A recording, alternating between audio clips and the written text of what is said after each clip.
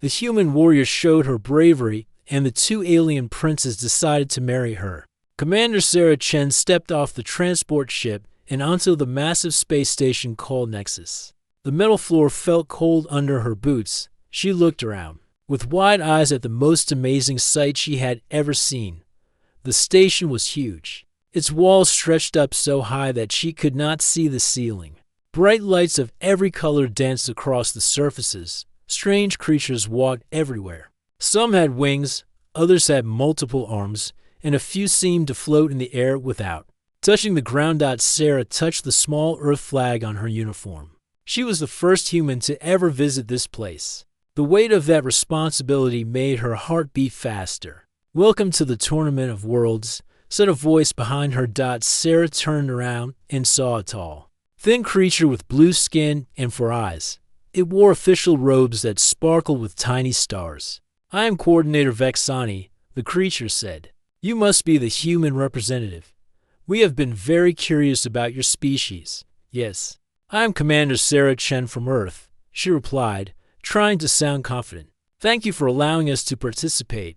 Vexani made a sound that might have been laughter. "The tournament is open to all Alliance members, even the newest ones." The way he said newest made Sarah feel like a small child among adults. Humans had only joined the Galactic Alliance 10 years ago. Most of the other species had been members for hundreds or even thousands of years. "Come," Vexani said. "Let me show you to the preparation area." They walked through corridors filled with amazing sights. Sarah saw creatures made of living crystal, talking to beings that looked like walking trees. One group had scales that changed colors as they moved. Another species seemed to be made of pure energy, glowing softly as they floated past. Everyone stared at Sarah as she walked by. Some pointed at her with whatever they used for hands. Others made sounds that could have been laughter or surprise. A few just watched her with expressions she could not understand. The Tournament of Worlds happens every 100 years, Vexani explained as they walked. It is both entertainment and a way for species to show their finest warriors. The winner brings great honor to their people. "What kinds of tests are there?" Sarah asked. 5 trials, Vexani replied. Each one tests different skills that make a great leader and warrior: strength, speed, intelligence, courage, and wisdom. They entered a large room where other competitors were getting ready. Sarah had studied information about the different species, but seeing them in person was completely different. Near the far wall stood a massive creature covered in thick, gray armor. Its arms were as thick as tree trunks, and it had 4 of them. This had to be one of the Corvin berserkers she had read about. The creature noticed her looking and made a sound like grinding rocks. Sarah was pretty sure it was not saying hello. In another corner, she saw something that looked like a living shadow. It kept changing shape, sometimes looking human-like, other times becoming just a dark cloud. The Umbral assassins could move through walls and become invisible. Fighting one would be like trying to catch smoke. The most beautiful competitor was clearly from the Zephyrian Empire. It looked like a person made of clear crystal, with light dancing inside its body. As Sarah watched, the creature lifted a heavy training weight without touching it. The weight just floated in the air, spinning slowly. Gravity manipulation was the Zephyrian special ability? Impressive, are they not? Said a new voice. Sarah turned and almost gasped. To figures that approached her, and they were clearly not ordinary competitors. The first was tall and covered in dark green scales that seemed to glow with their own light. Small bolts of electricity danced between his claws. His eyes were golden and very intelligent. Everything about him said royalty and dangerous. The second figure was even more striking. He appeared to be made of living crystal like the Zephyrian warrior, but his body pulsed with soft purple light when he looked at her. Sarah felt a gentle touch in her mind, like someone trying to read her thoughts. "I am Prince Zeekter of the Draconis Empire," said the scaled one. His voice was deep and sounded like controlled thunder. "And I am Prince Veltharion of the Ethereal Collective," said the crystal being. His voice seemed to come from inside Sarah's head rather than her ears. Sarah tried to remember her diplomatic training. These were not just competitors, they were royalty from 2 of the most powerful species. In the Alliance, I'm honored to meet you both, she said, bowing slightly. I am Commander Sarah Chen, representing Earth and humanity. Prince Zichter's golden eyes studied her carefully. We have heard interesting things about your species. You are very young in the galaxy, yet you achieved space travel remarkably quickly. Your minds are also quite unusual, added Prince Veltharion. Sarah felt that gentle touch again, then a feeling of surprise from the Crystal Prince. I cannot read your thoughts clearly. Human minds seem to work very differently from others. Is that good or bad? Sarah asked. Both princes made sounds that might have been laughter. That remains to be seen, said Prince Zichter. A loud sound filled the room, like a horn but much deeper. All the competitors stopped what they were doing. The opening ceremony begins, announced Vexani's voice from speakers around the room. All participants please report to the main arena. As they walked toward the arena, Sarah found herself between the two princes. Other competitors gave them plenty of space. She realized that having their attention might be both an advantage and a problem. The arena was the largest space Sarah had ever seen. Thousands of alien spectators filled seats that went up so high they disappeared into darkness. In the center was a platform where all the competitors stood. Coordinator Vexani appeared on a floating platform above them. His voice was amplified, so everyone could hear. Citizens of the Alliance, he began. We gather once again for the Tournament of Worlds. 47 species will be represented by their finest warriors. They will face 5 trials that have tested champions for over 2,000 years. The crowd made various sounds of excitement. Sarah heard roars, chirps, musical tones, and sounds she had no names for. The trials will test not just fighting, ability, but leadership, wisdom, and the qualities that make someone worthy to represent their people among the stars. Sarah looked around at her competitors. Each one looked confident and powerful in their own way. She was probably the smallest and weakest person here. But as she stood there, feeling very small in the huge arena, Sarah remembered something her father had told her before she left Earth. It's not about being the strongest or the fastest. It's about never giving up and always trying to do what's right. The ceremony continued, but Sarah was already thinking about the challenges ahead. She had trained for 2 years for this moment. She represented not just herself, but all of humanity's hopes for acceptance in the galactic community. The tournament was about to begin, and Sarah Chen was ready to show the galaxy what humans could do. The first trial began at dawn. Sarah stood with the other competitors at the edge of what looked like a small mountain, made of metal and glass. This was the climbing wall of worlds, and it reached so high that clouds formed around its peak. Each competitor must reach the top, announced Coordinator Vexani. But the wall will fight back. It will try to throw you off, burn you, freeze you, and test your will to continue. Sarah looked up at the massive wall. She could see handholds and ledges, but they seemed to move and change as she watched. Other competitors were already preparing, in their own ways. The Corvin Berserker, whose name was Greektos, simply walked up to the wall and punched it. His forearms moved like hammers, creating new handholds in the metal. The wall shot fire at him, but his thick armor protected him completely. The Umbral Assassin became a shadow and flowed up the wall like dark water. When the wall tried to freeze it, the shadow just moved to a warmer spot. The Crystal Zephyrian warrior, Silandra, simply floated up using her gravity powers. She did not even need to touch the wall. Sarah took a deep breath and grabbed the first handhold. The metal was burning hot, but she held on. Her gloves helped, but not much. She pulled herself up, one grip at a time. The wall began to shake, trying to throw her off. Sarah wrapped her legs around a metal beam and held tight until the shaking stopped. Other competitors were already far above her. Interesting technique, said a voice nearby.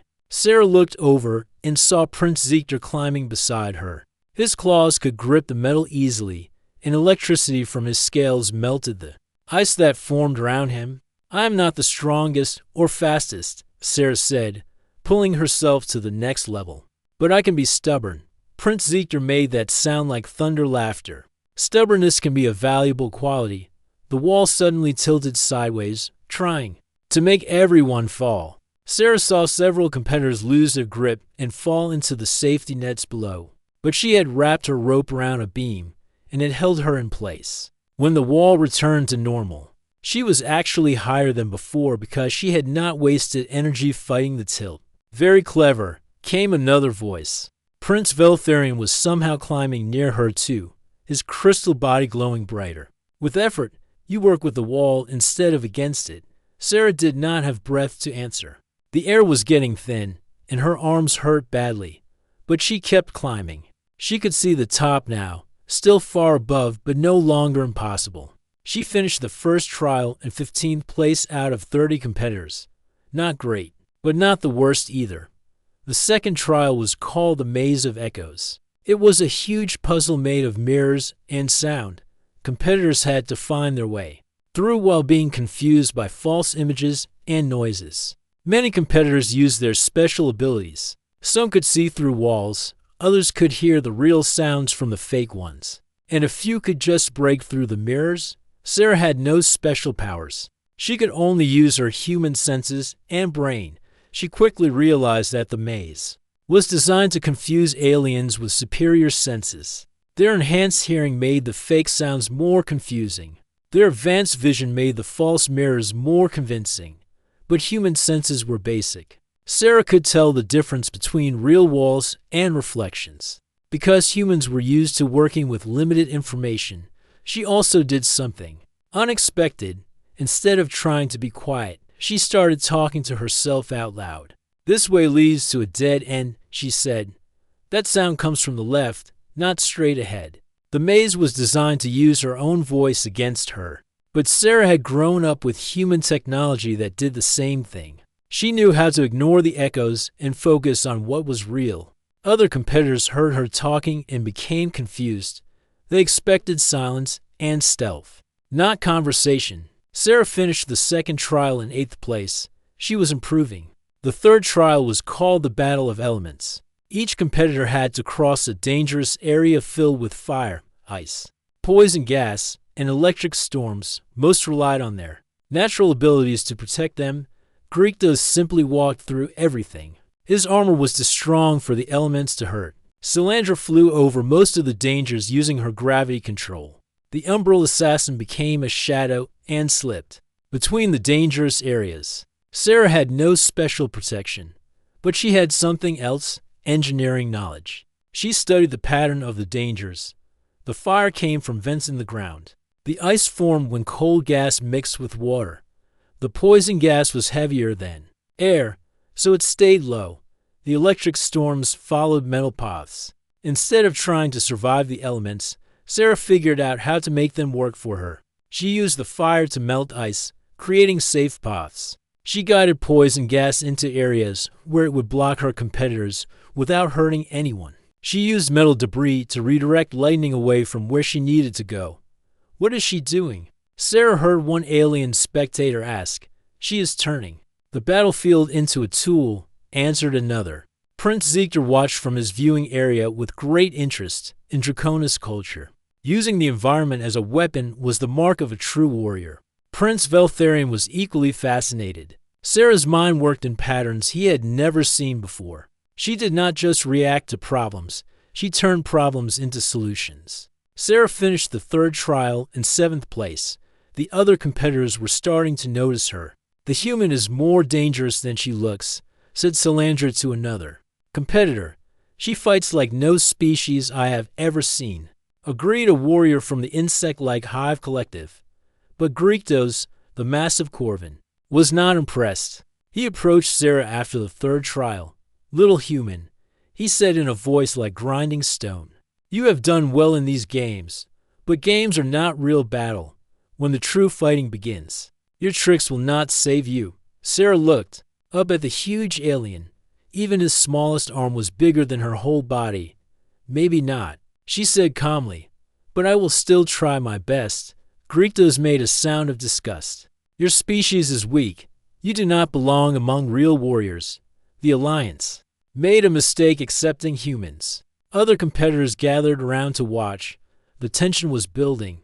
"Perhaps," said Sarah, "but we are here now, and we will prove our worth. Prince Ziegler felt his respect for the human grow. She did not back down even when faced with someone who could crush her easily. Prince Veltharion sensed something interesting in Sarah's mind. She was not afraid of Greektos. She was studying him, learning his weaknesses even while he threatened her. The first 3 trials were over. Sarah had moved from last place to 7th place using intelligence and creativity instead of raw power. But the real tests were still coming, and both alien princes were beginning to understand that this small human might be more remarkable than anyone had expected. The tournament was far from over, and Sarah Chen was just getting started. The 4th trial was supposed to be the test of leadership.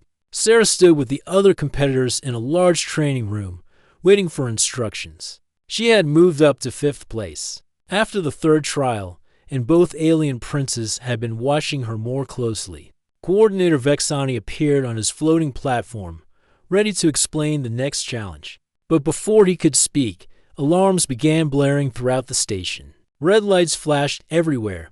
The floor shook beneath their feet. A voice spoke over the station's speakers in the universal language. Emergency, emergency. Power core failure in Section 7. Radiation leak detected. All personnel evacuate immediately. The training room filled with panic. Competitors looked around in confusion. Some of the alien spectators in the viewing areas began pushing toward the exits. Vexani's eyes went wide with fear. This is not part of the tournament, he announced. There's a real emergency. All trials are suspended. Sarah felt the station shake again, harder this time, through the large windows. She could see small explosions of light in the distance. The power core was failing, and it was getting worse. How many people are on this station? Sarah asked Vexani. Nearly 50,000, he replied, his voice shaking. Spectators, workers, competitors, diplomats from every alliance world. And how many evacuation ships? Vexani checked the device on his arm. Only enough for 30,000. The others were supposed to dock tomorrow. Sarah's mind raced. 20,000 people were trapped on a dying space station. The radiation would kill everyone if they did not get off soon. While the other competitors stood around looking confused, Sarah ran toward the emergency command center. She had studied the station's layout when she arrived. Prince Ziegler saw her running and followed. Human, where are you going? To help, Sarah called back without stopping. Prince Veltharion joined them, his crystal body glowing brighter with concern. The station officials will handle this. Will they? Sarah asked as they reached the command center. Through the windows, they could see the control room. Station officials were running around in panic. Some were arguing. Others were just staring at screens full of red warning lights. Nobody seemed to be in charge. Sarah tried the door. It was locked. Stand back, said Prince Ziegler. He placed his clawed hand on the lock and sent electricity through it. The door opened. Inside, chaos ruled. Different species were shouting at each other in various languages. The station commander, a tall blue alien, was talking rapidly into several communication devices at once. What is the situation? Sarah asked loudly. Everyone stopped and stared at her. A human had just walked into their emergency command center. Who are you? Demanded the station commander. Someone who wants to help, Sarah replied. What exactly is wrong with the power core? A smaller alien with tentacles for arms answered. Cascade failure in the primary fusion reactor. We cannot stop it remotely. Someone would have to go down there manually, but the radiation levels are deadly. How long before it explodes? Sarah asked. 6 hours, maybe 7, the tentacled alien replied. And how long to evacuate everyone? 12 hours, if everything goes perfectly, said the commander. But nothing is going perfectly. The elevators are not working. The transportation pods are overloaded. People are trapped in different sections. Sarah looked at the big screen showing the station's layout. Red areas marked dangerous zones. Yellow areas were where people were trapped. Green areas were safe, but getting smaller. We need to organize rescue teams, she said. We are trying, the commander replied. But each species has different abilities and limitations. The Corvins are too big for small spaces. The Umbrals can go anywhere, but cannot carry people. The Zephyrians can move objects, but get tired quickly. Sarah studied the screen more carefully. An idea was forming in her mind. What if we use everyone's abilities together instead of separately?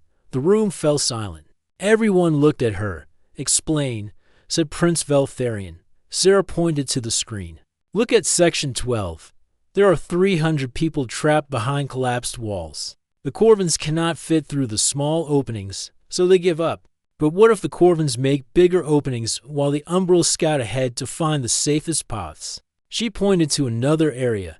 Section 15 has a radiation leak, so nobody wants to go there. But what if the Zephyrians use their gravity powers to move the debris while staying far away? Then the people with the best armor can go in and rescue the trapped survivors. The station commander's eyes lit up. You mean coordinate different species together? Exactly. Sarah said, every species is trying to do everything alone. But if we work together, we can do things that none of us could do by ourselves. Prince Ziegler stepped forward. This could work. But who would coordinate all these different teams? Everyone looked at Sarah. She felt the weight of their stares. I can try, she said. I have been watching how different species work during the tournament trials. Within minutes, Sarah had transformed the chaotic command center into an organized rescue operation. She created mixed species teams, each one designed for specific rescue situations. She sent Greektos and 2 other Corvins to work with Umbral scouts in the collapsed sections. The Umbrals would find the safest paths, and the Corvins would clear the way. She paired Zephyrians with armored species for the radiation zones. The crystal beings could manipulate debris from a safe distance, while the armored rescuers went in to get people. She used the telepathic ethereals as communication hubs, keeping all teams connected even when normal communication failed. Team 7, the path to Section 9 is clear now, she announced into her communicator. Team 3, can you redirect power to the emergency lifts in Section 15? The rescue operation ran like a complex machine, with Sarah at the center coordinating everything. Prince Ziegler found himself leading a team of mixed warriors into the most dangerous areas. He had never worked so closely with other species before, but Sarah's planning made it work perfectly. Prince Veltharion used his psychic abilities to locate trapped survivors and coordinate between teams. He was amazed at how well different species could work together when properly organized. Hours passed, the radiation levels kept rising, but the rescue teams kept working. Sarah barely stopped to rest. She stayed in the command center, watching dozens of screens and coordinating rescue after rescue. Section 4 is clear, came a report. Section 12 evacuated successfully, came another. Power restored to emergency systems in Section 8. As the 6th hour approached, the evacuation ships finally had room for everyone. The last rescue teams were returning from the most dangerous areas. Final count. Announced the station commander. 49,863 people evacuated successfully. The command center erupted in cheers from dozens of different species. Sarah slumped in her chair, exhausted but relieved. They had saved almost everyone. Prince Ziegler approached her, his scales still glowing from the dangerous rescue work. I have never seen coordination like that. You turned chaos into victory. Prince Veltharion nodded, his crystal form pulsing with tired but satisfied light. You made us all work better together than we ever could alone. The tournament seemed much less important now. Sarah had done something far more meaningful than winning any competition. She had shown the galaxy what humans could really do. 3 days had passed since the emergency. The power core had been safely shut down, and temporary power systems kept the station running. Most of the spectators had returned to their home worlds, but the tournament competitors remained for the closing ceremony. Sarah sat in her small quarters, looking out at the stars. She felt strange. The tournament that had seemed so important before now felt like a game. Saving all those people had been real. That had mattered. A soft chime indicated someone was at her door. Sarah opened it and found Coordinator Vexani waiting outside. Commander Chen, he said formally. The Tournament Council wishes to speak with you. Sarah followed him to a large meeting room she had never seen before.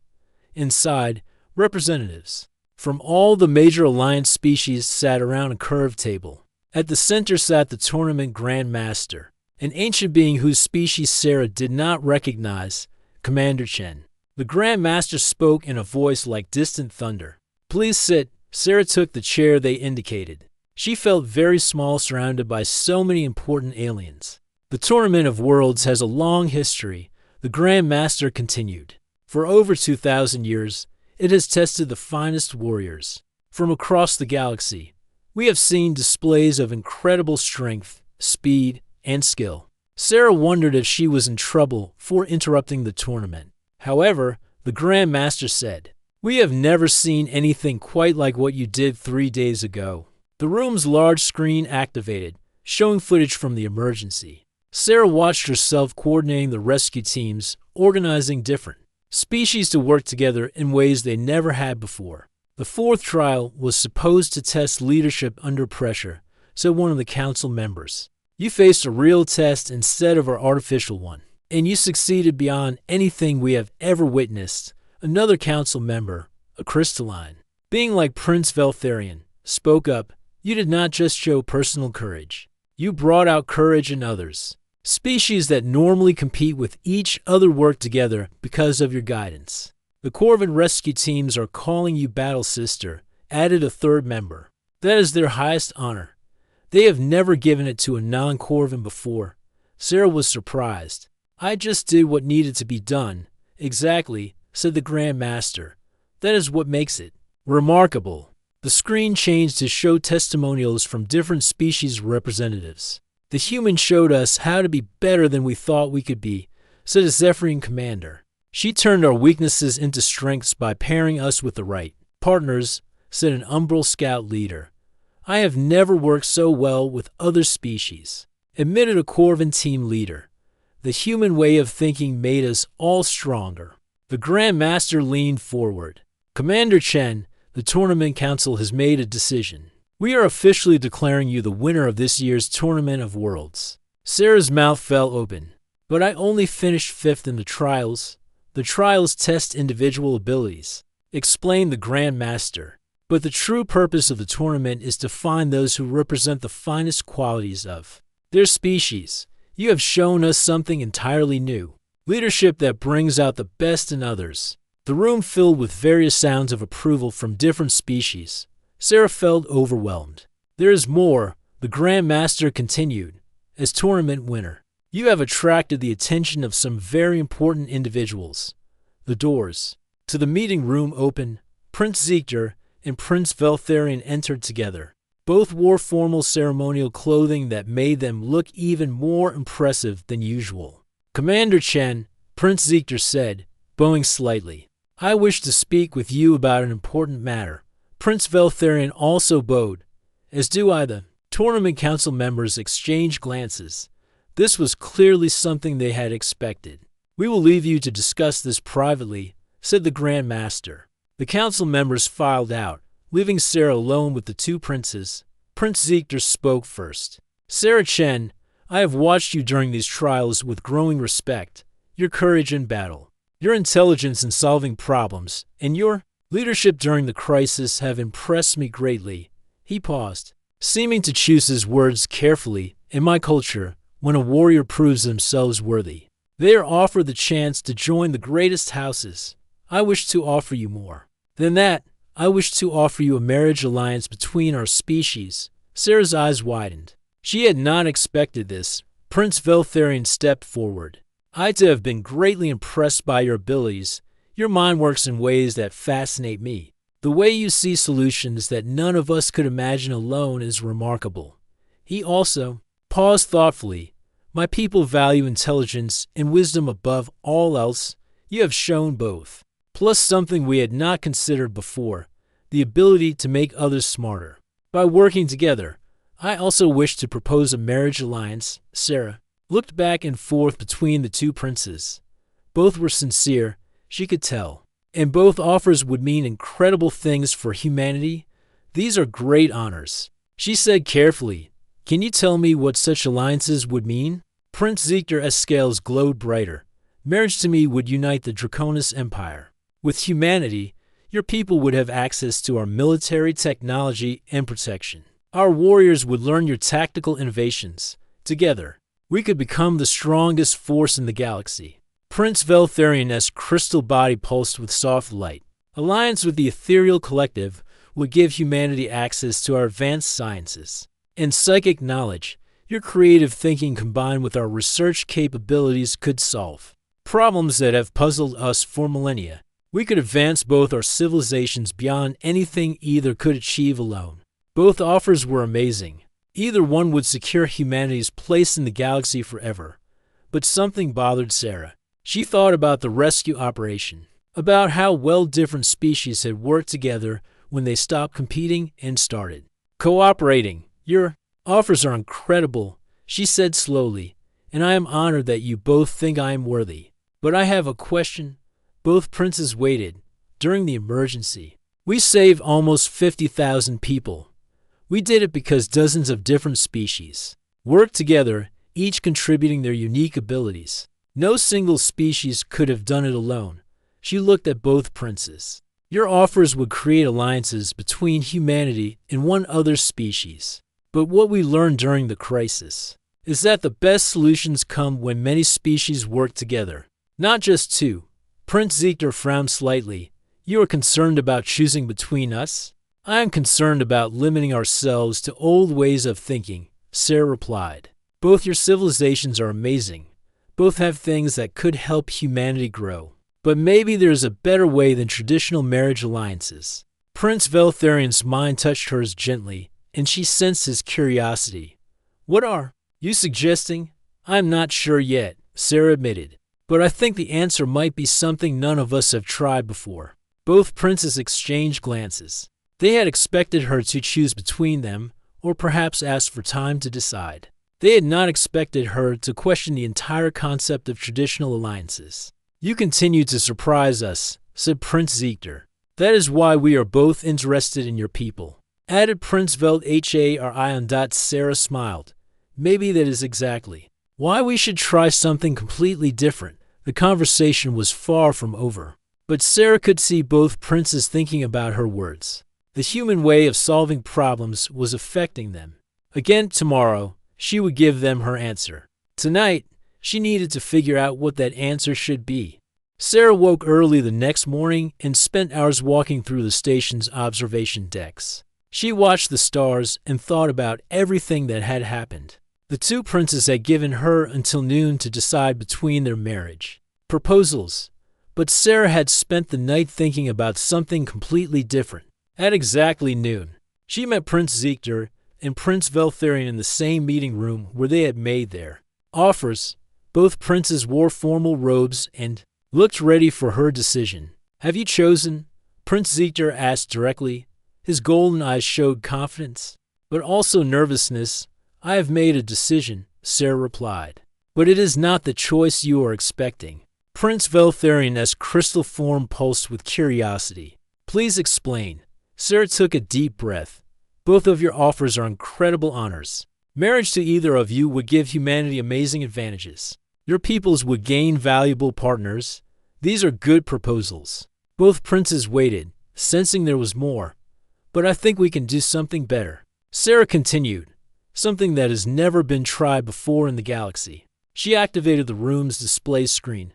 A diagram appeared showing the structure of the Galactic Alliance. Look at how our galaxy is organized, she said. Every species forms alliances with one or two others. The Draconis Empire works with the Corvin clans. The Ethereal Collective partners with the Zephyrian states. Everyone has their small groups. The princes nodded. This was how things had always been done. But during the emergency, we proved that multiple species working together can achieve things that pairs of allies cannot. Sarah explained. What if we created something new? Not a marriage alliance between two species, but a cooperation network between many species. Prince Ziegler frowned. You mean some kind of multi-species organization? That has been tried before. It never works. Too many different opinions and methods. It never worked before because nobody knew how to coordinate different species effectively, Sarah replied.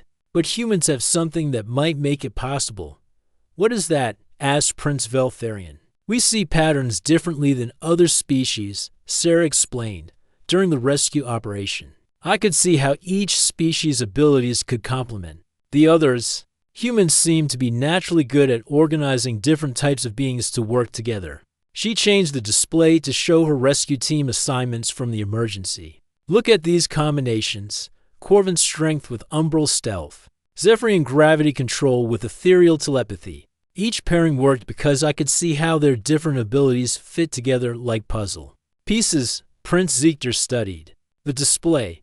This is interesting, but how would it work as a permanent arrangement? Sarah smiled. I propose we create the first galactic cooperation center. Not an alliance between specific species, but a place where any species can come to solve problems that are too big for them to handle alone. She brought up a new diagram showing her idea. The center would be jointly managed by humans, the Draconis, Empire, and the Ethereal Collective as founding members. But any alliance species could participate in projects. Prince Veltharion's mind touched hers gently, sensing her excitement about the idea. Give us an example of how this would work. Imagine the insect collective has a problem with their food production, Sarah explained. Normally, they would struggle alone or ask one ally for help. But what if they could access Zephyrian weather control, Corvin engineering, ethereal research, abilities, and human coordination skills all at once? Both princes were beginning to understand, or imagine a new threat to the galaxy, Sarah continued. Instead of each species fighting separately, we could coordinate everyone's military abilities, Draconis battle skills, ethereal intelligence, gathering, Corvin heavy assault, umbral stealth operations, all working together under human tactical coordination. Prince Ziegler's scales glowed brighter as he considered the military possibilities. This could make the alliance much stronger against external threats. And the research possibilities are incredible, added Prince Veltharion, combining the knowledge and abilities of dozens of species under effective coordination. Sarah nodded enthusiastically. Exactly. And both of your species would benefit more from this than from simple marriage. Alliances with humanity. She looked directly at Prince Zector. Your empire values strength and honor. This would make you part of the strongest force the galaxy has ever seen. You would not just be allied with one species, but connected to the best abilities of dozens of species. Then she looked at Prince Veltharion. Your collective values knowledge and advancement. This would give you access to research opportunities that no single species alliance could provide. Imagine what discoveries would be possible. Both princes were quiet for several minutes, thinking about her proposal. You are suggesting we replace the traditional alliance system with something completely new. Prince Ziegler said slowly.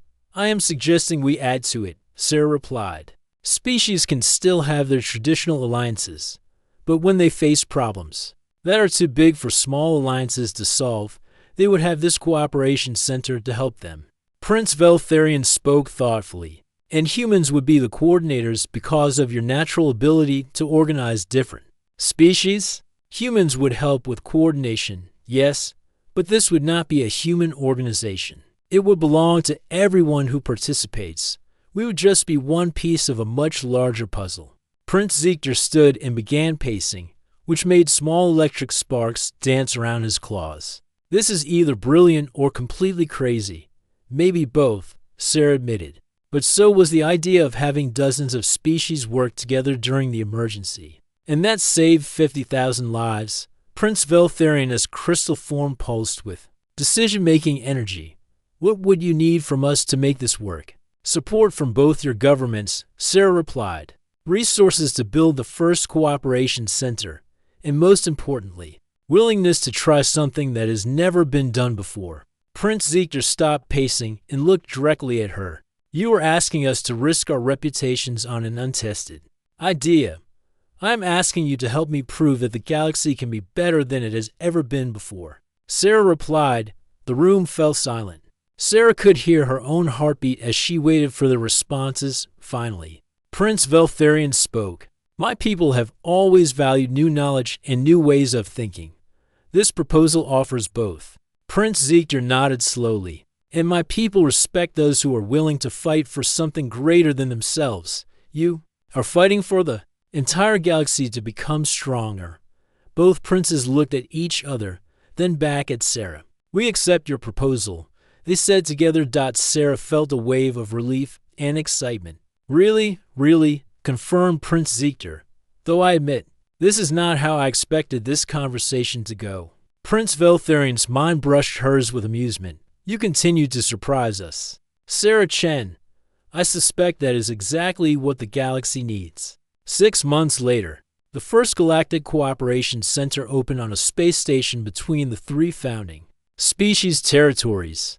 Representatives from 42 different alliance species attended the opening ceremony. Sarah stood between Prince Ziegler and Prince Veltharian as they cut the ceremonial ribbon. She was no longer just a tournament competitor or even a tournament winner. She had become something entirely new, the galaxy's first coordination specialist. The center's first project was helping a mining colony that had been trapped by an unexpected asteroid field. Using combined abilities from 8 different species, they completed the rescue in half the time any single species could have managed. As Sarah watched different species working together in ways they never had before, she thought about how much had changed since the tournament began. She had come to the Tournament of Worlds to prove that humanity deserved a place among the stars. Instead, she had helped create a place where every species could shine brighter by working together. The human warrior had won something far more valuable than any competition. She had won a future where cooperation was stronger than conquest, and where being different was seen as a strength rather than a weakness. The galaxy would never be the same, and that was exactly what it needed.